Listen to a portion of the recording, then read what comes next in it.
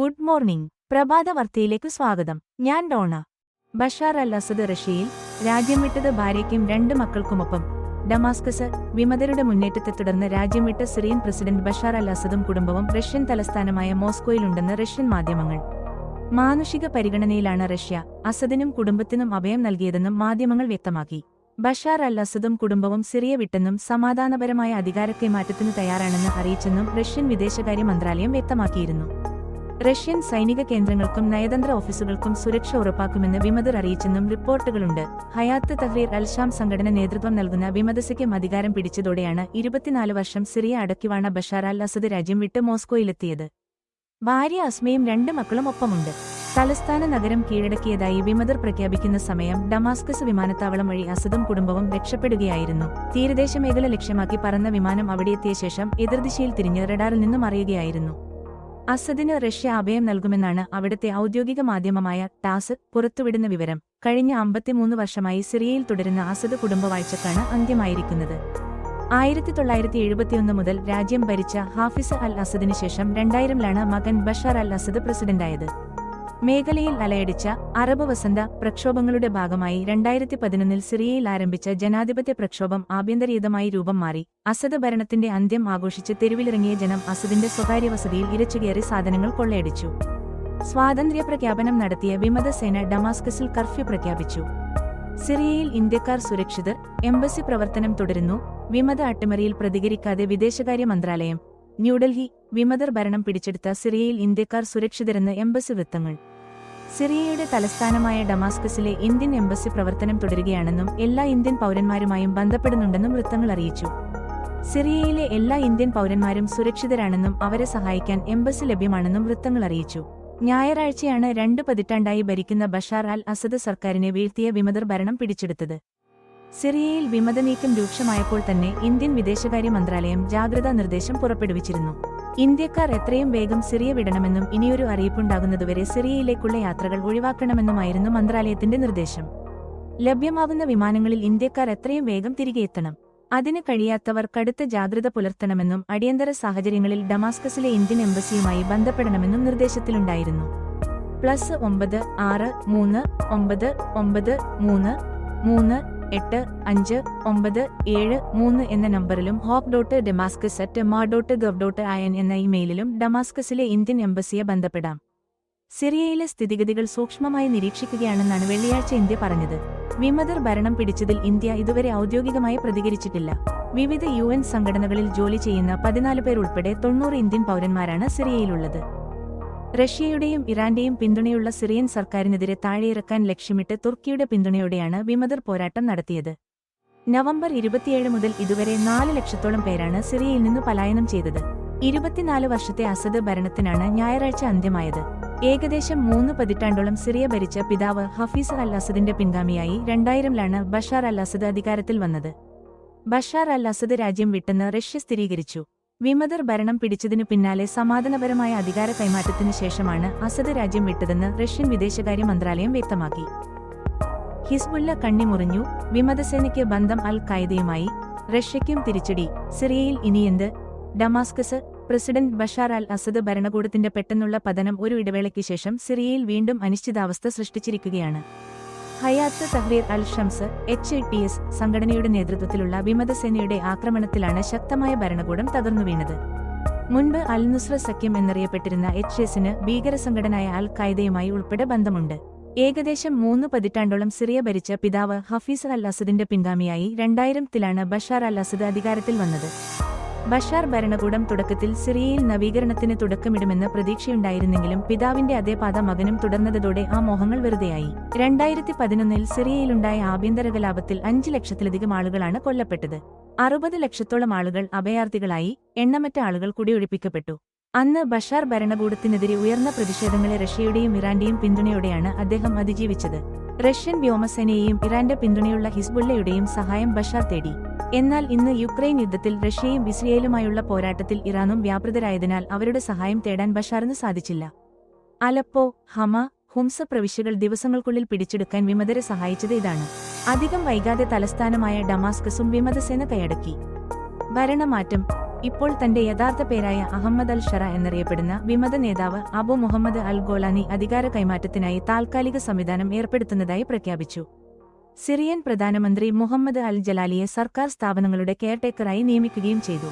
Syrian ജനത തിരഞ്ഞെടുക്കുന്ന ഏത് നേതൃത്വവുമായും സഹകരിക്കാൻ തയ്യാറാണെന്ന് അൽ ജലാലി പ്രസ്താവനയിൽ അറിയിച്ചു. അതേസമയം ഭീകരസംഘടനയായ അൽ ഖായ്ദയുമായി എച്ച്എസിനുള്ള ബന്ധം വിമതസേനയുടെ ഉദ്ദേശ്യശുദ്ധിയെ ചോദ്യം ചെയ്യുന്നതാണ്. ബഷാർ ഭരണകൂടത്തിന്റെ വീഴ്ചയോടെ സിറിയയിൽ വീണ്ടും സമാധാനം വിളയാടുമെന്ന് പ്രതീക്ഷിക്കാൻ പ്രയാസമാണ്. തീവ്രസംഘടനകളുമായി എച്ച്എസിനുള്ള ബന്ധം തന്നെയാണ് അതിനുള്ള പ്രധാന കാരണം. രാജ്യത്തിനകത്തും പുറത്തും കുടിയൊഴിപ്പിക്കപ്പെട്ട ദശലക്ഷക്കണക്കിന് സിറിയക്കാർ പുതിയ സംഭവവികാസങ്ങളെ പ്രതീക്ഷയോടെയും ഭയത്തോടെയുമാണ് വീക്ഷിക്കുന്നത്. തീർത്തും അനിശ്ചിതാവസ്ഥ തന്നെ. റഷ്യയ്ക്കും ഇറാനും തിരിച്ചടി.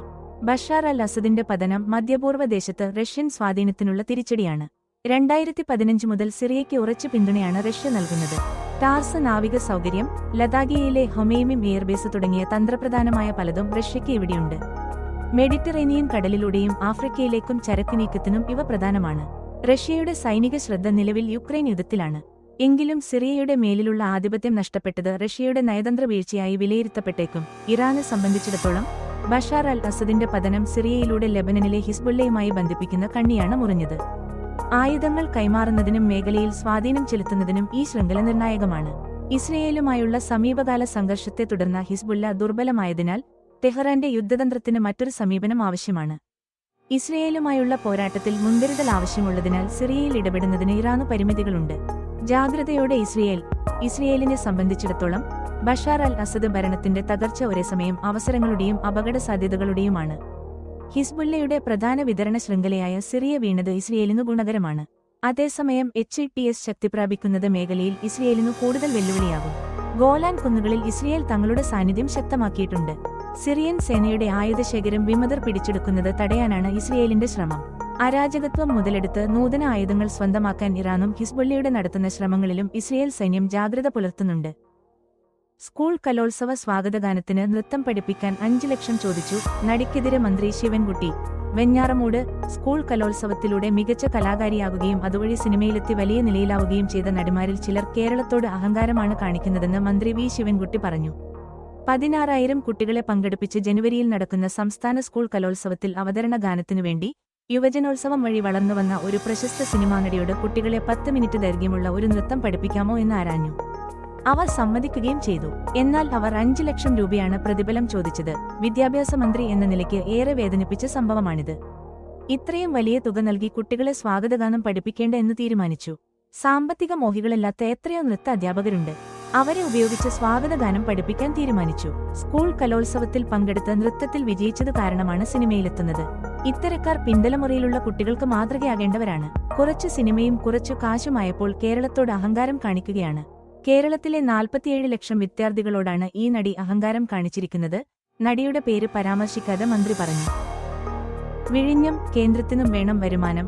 വിചിത്രവാദമുന്നയിച്ച് കേന്ദ്ര ധനമന്ത്രി. തിരുവനന്തപുരം വിഴിഞ്ഞം രാജ്യാന്തര തുറമുഖ പദ്ധതിയിൽ നിന്നു സംസ്ഥാന സർക്കാരിന് വരുമാന വിഹിതം ലഭിക്കുന്നതിനാൽ കേന്ദ്രത്തിനും വരുമാന വിഹിതത്തിന് അർഹതയുണ്ടെന്ന വിചിത്രവാദമുന്നയിച്ച് കേന്ദ്ര ധനമന്ത്രി നിർമ്മല സീതാരാമൻ. ഇക്കാരണത്താൽ വയബിലിറ്റി ഗ്യാപ് ഫണ്ട് VGF 817 കോടി രൂപ ഗ്രാന്റായി നൽകില്ല. 20% വരുമാന വിഹിതം പങ്കുവയ്ക്കുന്ന വായ്പയായി മാത്രമേ നൽകൂവെന്ന് ആവർത്തിച്ച് മുഖ്യമന്ത്രി പിണറായി വിജയനു കത്തയച്ചു. സാമ്പത്തിക പങ്കാളിയായ സംസ്ഥാന സർക്കാർ ഏതാണ്ട് 4,600 കോടി രൂപ മുടക്കുമ്പോഴാണ് 817 കോടി രൂപയുടെ VGF നൽകുന്നതിനാലാണ് കേരളത്തിന് വരുമാന വിഹിതം ലഭിക്കുന്നതെന്ന വിചിത്രവാദം കേന്ദ്രമന്ത്രി ഉന്നയിച്ചിരിക്കുന്നത്. വിഴിഞ്ഞം തുറമുഖത്തിന്റെ കരാർ വച്ച ഘട്ടത്തിൽ തന്നെ കേന്ദ്രം VGF പ്രഖ്യാപിച്ചതാണ്. അടിസ്ഥാന സൗകര്യ വികസനത്തിൽ സ്വകാര്യ നിക്ഷേപം പ്രോത്സാഹിപ്പിക്കുന്നതിന്റെ ഭാഗമായി സാമ്പത്തികമായി ലാഭമില്ലാത്ത പദ്ധതികൾക്കു നൽകുന്ന കേന്ദ്ര സഹായമാണ് ഇത്. പദ്ധതിക്കു പണം മുടക്കുന്നതുകൂടാതെ തുല്യതുക സംസ്ഥാനവും പ്രഖ്യാപിച്ചു.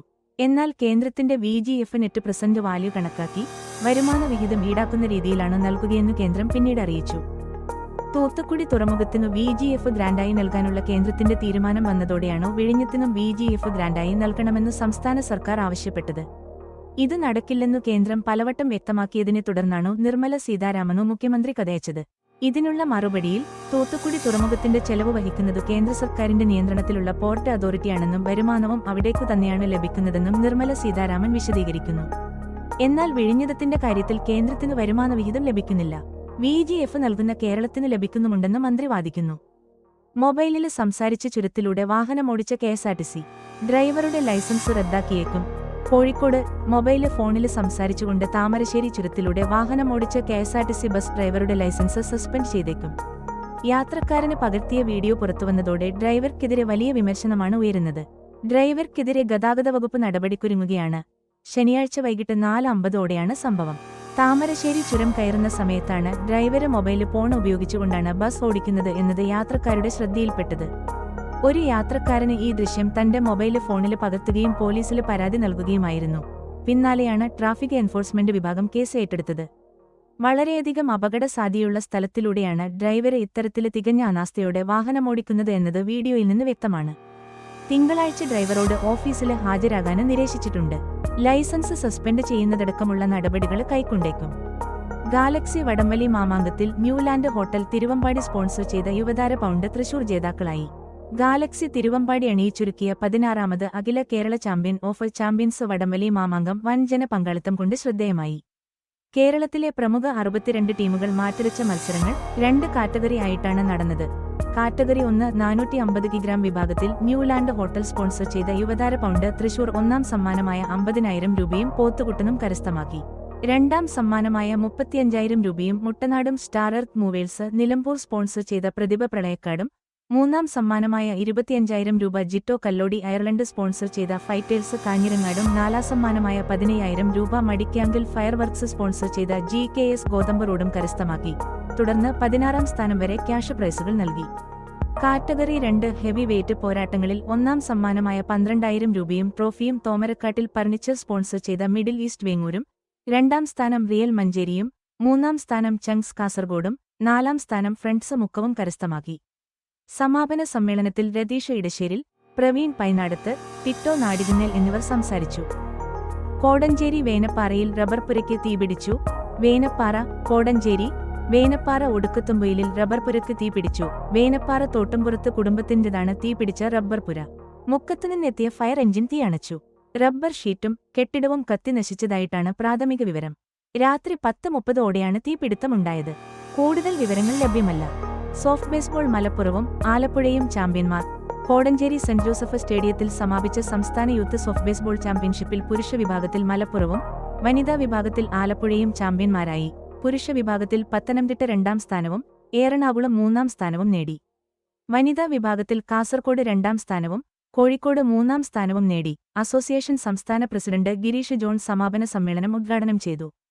കോടഞ്ചേരി ഗ്രാമപഞ്ചായത്ത് മെമ്പർ വാസുദേവൻ ഞാറ്റുകാലയിൽ അധ്യക്ഷത വഹിച്ച ചടങ്ങിൽ സംസ്ഥാന association secretary PM Edward, Robert Arakkal, Shijos കറിയ, ലിസി ചാക്കോച്ചൻ, ചിന്ന അശോകൻ, വിപിൻ സോജൻ, K ഹംസ എന്നിവർ പ്രസംഗിച്ചു. പുരുഷവിഭാഗത്തിൽ മികച്ച പിച്ചറായി കണ്ണൂരിന്റെ K അജേഷ്, മികച്ച ക്യാച്ചറായി മലപ്പുറത്തിന്റെ മുഹമ്മദ് യാസിർ, മികച്ച കളിക്കാരനായി പാലക്കാടിന്റെ BS ആനന്ദ്, വനിതാ വിഭാഗത്തിൽ മികച്ച പിച്ചറായി ആലപ്പുഴയുടെ D കൃഷ്ണനന്ദ, മികച്ച ക്യാച്ചറായി കൊല്ലത്തിന്റെ P പ്രവീണ, മികച്ച കളിക്കാരിയായി കാസർകോടിന്റെ CH ശ്രാവ്യ എന്നിവരെ തിരഞ്ഞെടുത്തു. കശുമാവ് കൃഷി ശാസ്ത്രീയമായി എങ്ങനെ നടത്താം പരിശീലന പരിപാടി ഇന്ന്.